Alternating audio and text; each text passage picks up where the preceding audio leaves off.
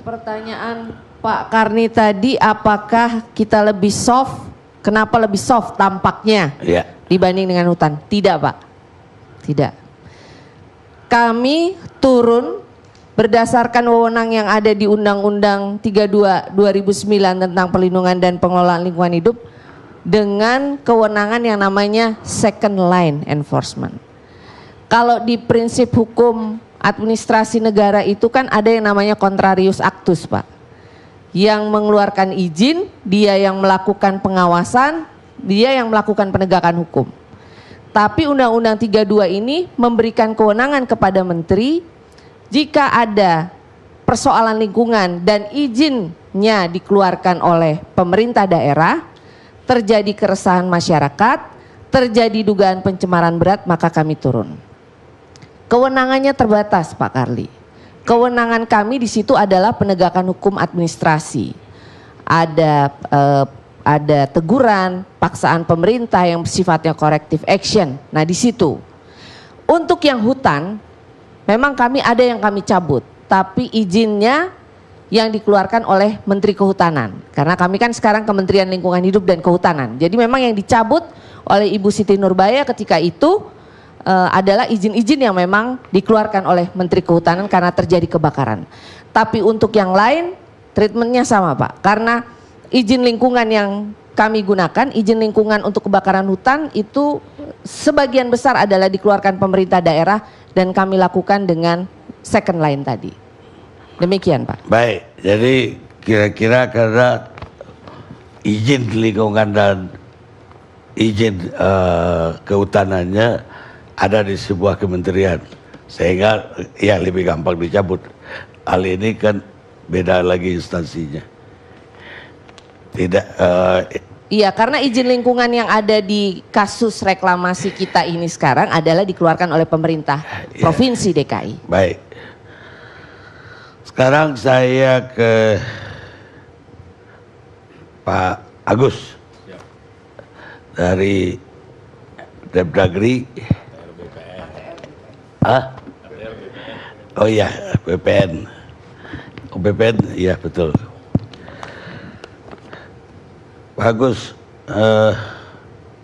bisa diceritakan proses sampai akhirnya dikeluarkan AGB termasuk yang tadi.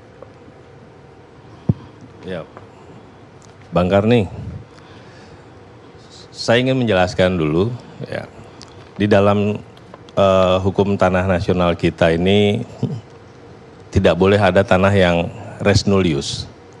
Setiap bidang tanah ini mesti ada pemiliknya. Seluruh wilayah negara kita ini ada pemiliknya, bangsa Indonesia. Oleh karena itu, untuk memberikan kepastian hukum, pemerintah ini melaksanakan pendaftaran tanah, termasuk pemberian sertifikat sebagai tanda bukti hak atas tanahnya.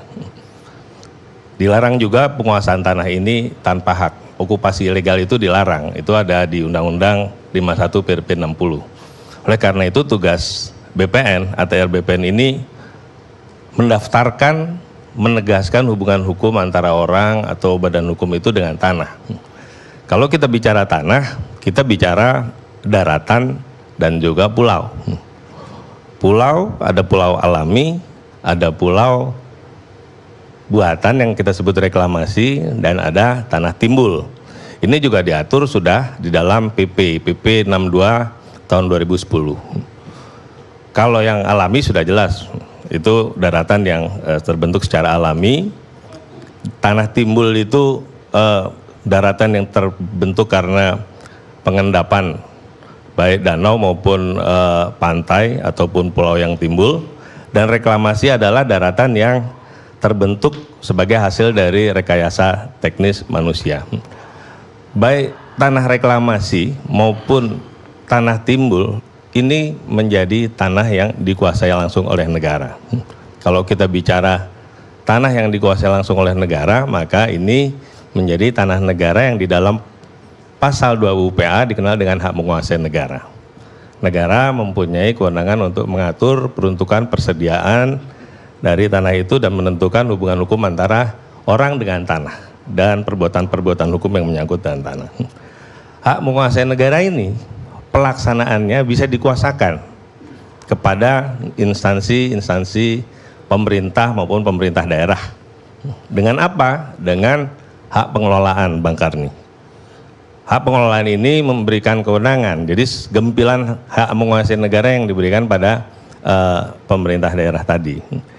Nah, pemerintah daerah yang mana untuk dalam kasus ini? Sudah jelas di dalam Kepres 52 tahun 2007 ya, itu adalah pemerintah Provinsi DKI. Oleh karena itu, hak pengelolaan ini diberikan kepada pemerintah Provinsi DKI. Apakah pemberian hak pengelolaan ini tepat dan sah? Saya kira kalau kita lihat dari runtutannya, itu HPL ini sudah sesuai dengan ketentuan yang berlaku. Pertama, ini diajukan oleh pemerintah daerah provinsi itu sendiri. Kedua, ini diterbitkan setelah persyaratan-persyaratan teknis maupun terkait dengan lingkungan ini dipenuhi, sehingga ini bisa kita terbitkan hak pengelolaan. Hak pengelolaan ini, Bang Karni, bisa digunakan sendiri atau digunakan oleh pihak ketiga atau dikerjasamakan dengan pihak ketiga. Bisa diberikan hak pakai atau hak guna bangunan di atas hak pengelolaan itu, tentu dengan perjanjian. Nah, sudah ada kesepakatan antara pemerintah daerah Provinsi DKI dengan pengembangnya, dengan perusahaannya. Inilah kemudian diterbitkan hak guna bangunan di atas hak pengelolaan ini. Saya kira sementara sampai situ dulu, Bang Karni. Baik, tapi ada yang menarik, Pak. Ini kan pulaunya udah jadi lumayan lama juga. Dan tahun lalu itu ribut-ribut sampai ada moratorium. Tiba-tiba kemarin ini itu seolah-olah berkejar-kejaran itu semua, Pak. Baik dari agraria, dari KLH,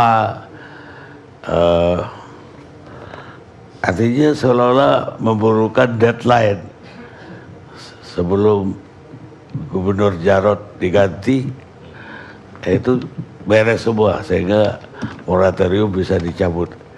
Bahkan dari agraria saya bilang tadi 23 Agustus surat ukur keluar, 24 Agustus AGB keluar. Luar biasa gitu loh. Enggak, ini bagus saja. Kalau ini bisa diterapkan untuk semua permohonan nih, bagus banget gitu. Silakan, Pak. Ya, jadi memang dalam pemberian hak guna bangunan ini kita lihat bahwa karena ini dia diberikan sama dengan HPL-nya, luasan HPL-nya, sehingga tidak dilakukan pengukuran lagi, digunakanlah surat ukur dari HPL itu. Dan kemudian juga kalau pengembang membebaskan tanah dari berbagai macam alasak, itu perlu dilakukan penelitian terhadap alasak itu, bidang per bidang. Tetapi karena ini adalah tanah reklamasi yang semuanya adalah tanah negara, tidak diperlukan lagi penelitian itu, sehingga ini mempersingkat waktu untuk proses hak guna bangunannya. Tetapi memang Bang Karni di dalam sebetulnya PP 62 2010 ini kita juga sudah tindak lanjuti dengan Peraturan Menteri ATR BPN nomor 17 2016 tentang penataan pulau-pulau. Ini nanti kita tata lagi itu. Jadi menurut ketentuannya hanya 70% yang bisa diberikan hak guna bangunan itu, dan kemudian ditata 30% itu untuk kepentingan ada sarana umum, ada area publik. Jadi sebetulnya publik itu bisa masuk di situ, Bang Karni. Kemudian juga untuk keperluan konservasi. Nah ini yang nanti akan kita tata, kita lakukan penataan ini. Begitu Bang Karni.